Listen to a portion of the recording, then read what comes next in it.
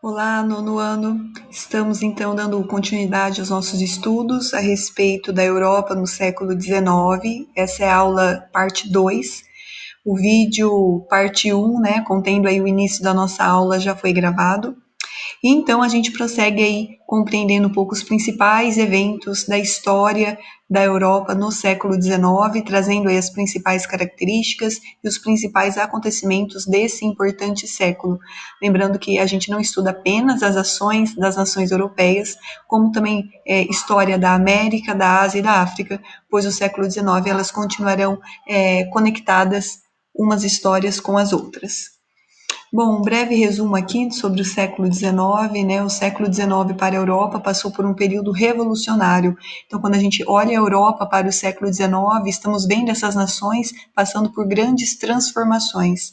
Na Europa do século XIX, vamos ter o nascimento de diversas ideias, ideologias, o surgimento, né, o início dos direitos humanos, a respeito da noção de democracia, nacionalismo, as mudanças econômicas, né, o surgimento do capitalismo financeiro, como a industrialização também já na sua segunda fase, os sistemas de mercado, né, gerando mudanças e oportunidades nesse novo processo de relações econômicas e comerciais entre as nações. E no final do século XIX, vamos ver aí o continente europeu atingindo seu ápice e o seu poder global, principalmente o seu domínio político e econômico sobre outras nações através dessas novas formas de relações comerciais. Então, temos aí um panorama geral a respeito do século XIX para a história da Europa. Na aula passada, né, no vídeo anterior, a gente viu um pouco sobre a Era Napoleônica, Congresso de Viena, as revoluções de 1848, a respeito das tecnologias a partir do século XIX e também sobre a questão da escravidão. Trouxemos, então, alguns conceitos importantes a respeito de cada evento aí, desde a Era Napoleônica até a questão da escravidão, como isso foi visto, né, como isso foi sentido para o século XIX. Então, são esses eventos que a gente assistiu na aula passada, e agora então a gente prossegue com os nossos estudos e com outros eventos importantes para a história do século XIX. Temos aí a respeito da escravidão, que é um tema importante, um tema que a gente tratou na aula anterior, mas a gente trata agora como ponto de partida. A escravidão passou a ser vista como uma prática desumana, o mundo a partir do século XIX se tornando mais moderno, com novas ideologias, com novos conceitos humanos, já foi vendo a escravidão como uma ação incoerente, né? O mundo estava moderno e já não cabia mais a prática da escravidão para o mundo que se apresentava no século XIX. A economia, que era a economia do liberalismo, né, nascendo aí o capitalismo industrial, o capitalismo bancário, tinha como bandeira principal a questão do livre comércio, e isso já não tinha mais, e por isso mesmo já não tinha mais cabimento à aceitação do sistema escravista. O sistema escravista ele ia totalmente contra o ideal do liberalismo comercial, desse liberalismo propagado aí pelas ideias capitalistas, que vem surgindo aí desde o século 17, 18 e se fortalecendo principalmente no século 19. O escravo, né? O escravo, na verdade, ele não tem valor humano, né? O escravo até o século XIX, ele se torna uma pessoa sem um valor humano e ele passa a ser considerado um objeto. É por isso que nós temos a prática do comércio de escravidão. Então, tudo isso passou a ser visto como algo incoerente. E, na verdade, era muito mais interessante que aquele escravo passasse agora a ser uma pessoa livre. Uma pessoa livre, ela estaria inserida dentro desse mercado. Uma pessoa livre, ela seria um trabalhador. Então, nós temos todos esses processos aí de transformações, de conceito, de símbolos, de significado. Então, o sistema escravista, ele já não passou mais a ser aceito como um sistema agradável. E não só isso também, mas dentro agora desses novos interesses econômicos, a prática da escravidão, ela já não fazia mais sentido. O escravo, então, precisava estar inserido no mercado. Ele precisava agora receber um outro nome, trabalhador assalariado. Obviamente que a situação ganhou aí um novo significado, né? O fim da escravidão foi de fato um avanço para a história da humanidade.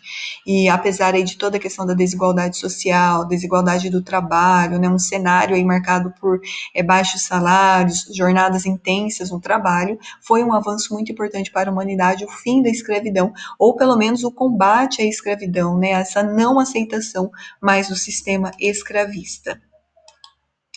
Esse, então, é o ponto da escravidão para o século XIX. Quando a gente olha os Estados Unidos para o século XIX, a gente vai ver os Estados Unidos num novo momento, né? No momento da expansão dos Estados Unidos para o oeste, para o Oceano Pacífico. Aqui é conhecido como a Marcha para o Oeste, onde os Estados Unidos saem do litoral após todo o seu processo de independência, o seu processo de enriquecimento, inicialmente no litoral leste, agora com toda essa base já política de unificação territorial, o fim da escravidão também que ocorreu nos Estados Unidos, os Estados Unidos agora se sentiu fortalecido para ampliar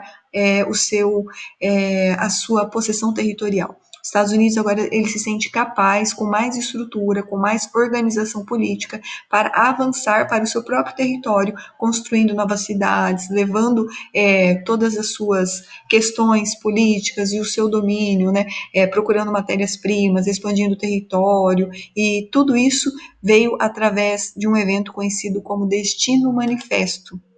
O Destino Manifesto era a crença para os norte-americanos de que a eles foi dado aquele território do oeste, onde cabia a eles a tarefa de levar civilização, modernidade, construção de cidades, vilas, comércio. Então, o Destino Manifesto ele vai trazer esse valor para os norte-americanos de dominação territorial, mas também com essa presença de vontade divina por trás daquela promessa de ganhar novos territórios, de levar civilização, de construir, na verdade, uma nação próspera e rica.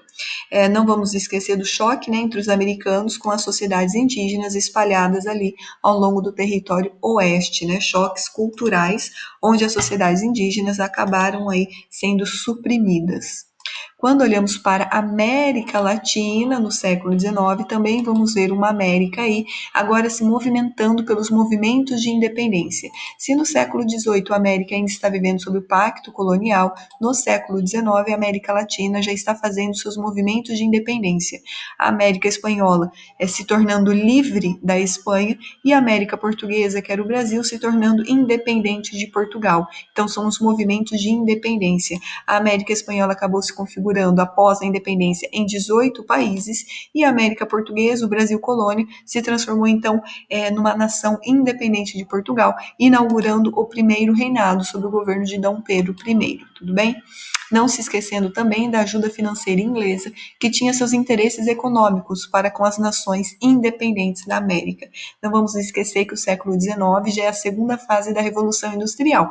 Então a Inglaterra vai ter muito interesse em que essas nações, em que essas regiões colonizadas passassem a ser nações independentes e assim pudessem estar entrando nessa relação comercial com a Inglaterra, levando aí em consideração os interesses ingleses. Então, eles vão ajudar, sim, no processo de independência, mas muito mais voltado para os seus interesses econômicos e industriais. Então, temos toda a América passando por seu processo de independência. Nesse mapa aqui, a gente consegue ver durante a colonização, onde a América Portuguesa era dividida em vice-reinos ou capitanias, e o Brasil também no mapa direito, né, conquistando a sua independência em 1822. E a América Espanhola se configurando aí em 18 países independentes. Então, vale lembrar que a América Espanhola foi um movimento de independência bem diferente do Brasil. Houve muita guerra civil, houve participação intensa dos movimentos populares também, e principalmente de uma liderança revolucionária do Simão Bolívar, onde ele vai ter aí como projeto a unificação da América, né, transformando a América numa única nação rica, poderosa, que de fato pudesse aí investir no seu próprio desenvolvimento. O seu sonho não se concretizou e a América Espanhola acabou aí se dividindo em 18 países, republicanos de fato, mas não voltados para aquele sentido que o Simão Bolívar tanto desejava. Bom, além da América, nós podemos ver a supremacia britânica como um evento aí importante para o século XIX, né? Em todos esses eventos que a gente fala, nós sempre vamos ter aí a presença da nação da Inglaterra. Apesar de todos os eventos agitarem o cenário internacional, nada parava o domínio britânico. Assim, vemos as suas pretensões claras de dominar e fazer valer seus interesses. Nesse momento do século XIX, vamos ter a criação da Pax Britânica, um período de relativa paz e dominação britânica, tanto nos mares, nos continentes e nas relações comerciais. Óbvio que existiram eventos conturbados, como as revoluções de 1848, né, todas as questões do surgimento aí da ideologia do socialismo contra o capitalismo, os movimentos burgueses e também os movimentos dos operários, mas uma relativa pax britânica mostrando que, apesar de tudo, a nação inglesa ela continuava aí com o seu predomínio tanto nos continentes como nas relações comerciais. Lembrando a Revolução Industrial, que teve início nessa grande nação, né, e através aí das suas imposições sobre outros povos, sempre buscando seus próprios benefícios, principalmente nas relações comerciais. A Inglaterra deteve a supremacia econômica até o início do século XX. Apesar da concorrência, nenhum outro país conseguiu tanto sucesso como a nação inglesa. Então, aí temos alguns dos principais eventos para o século XIX. Questão da escravidão, a posição dos Estados Unidos, a questão da América, que estava no processo de independência, e várias outras questões, trazendo também a questão da supremacia britânica. Um outro evento importante para o século XIX é o darwinismo social. Para o fim do século XIX, surgiu um pensamento científico conhecido como darwinismo social. Era uma tentativa de se compreender a sociedade através da teoria de Charles Darwin. Só lembrando que a teoria de Charles Darwin se volta para a natureza, tá? Para o processo da evolução dos animais e do homem, mas no que concerne aos seus aspectos físicos, fisiológicos e biológicos. Então, no século XIX, eles pegam essa teoria de Charles Darwin e colocam para dentro das questões sociais. Característica do darwinismo social: a ideia de que existia uma hierarquia entre as sociedades e, desse modo, seria possível falar que determinada sociedade é superior à outra. Essa hierarquização estaria associada a uma dinâmica competitiva existente entre os indivíduos, e se um ganhava, ele tinha o direito, então, de dominar o derrotado. Com as sociedades, isso também acontecia, né? Onde aquela que saísse vitoriosa, ela tinha o direito de governar as demais, e com isso também teria aquela missão, né? Aquela missão de levar a evolução aos povos e às sociedades dominadas. Ao defender a propriedade privada, o liberalismo postula que todo homem compete em igualdade. Então, aquele que não conquista não faz porque é vicioso e preguiçoso. Se vivemos numa sociedade livre e democrática, todos, de acordo com essa teoria, teriam as mesmas condições. E se um ganhasse, é porque ele merecia ganhar, é porque ele foi melhor. De uma certa forma, parece que faz sentido. No caso das nações, não faz sentido nenhum, porque coloca uma superior à outra, dando a entender que uma pode governar mais, que uma pode dominar mais, que uma merece governar sobre as outras. Então, esse darwinismo social, ele de uma certa forma foi manipulado, trazendo aí como característica essa missão civilizadora, onde a civilização era oferecida como forma de elevar as nações de seu estado primitivo para o nível mais desenvolvido. Então, aquela nação que fosse considerada superior, ela teria o direito de dominar os outros povos ou outras nações, nesse sentido de civilizar, de levar conhecimento, democracia, a sua política, a sua religião, a sua cultura. Tudo isso são aspectos dentro dessa missão civilizadora para dentro do conceito do darwinismo social. Vale lembrar que essa teoria do darwinismo social ela já não é mais aceita, ela não tem mais fundamento, nunca teve.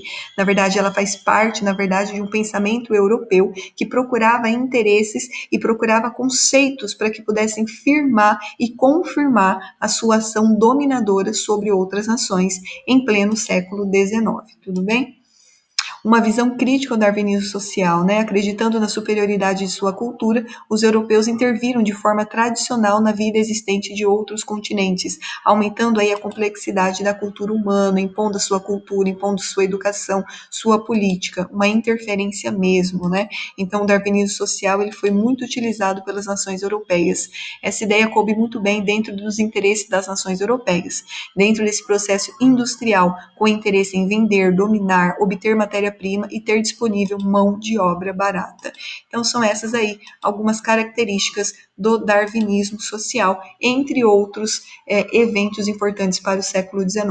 No próximo vídeo, então, a gente vai analisar um pouco mais o darwinismo social, levando em consideração um outro evento importante para o século XIX, que foi o evento do imperialismo, tendo aí como consequência dessa teoria que fez parte aí de um pensamento europeu no século XIX e, infelizmente, perpassa aí pela cultura como um todo. Tudo bem? Então, até a próxima aula.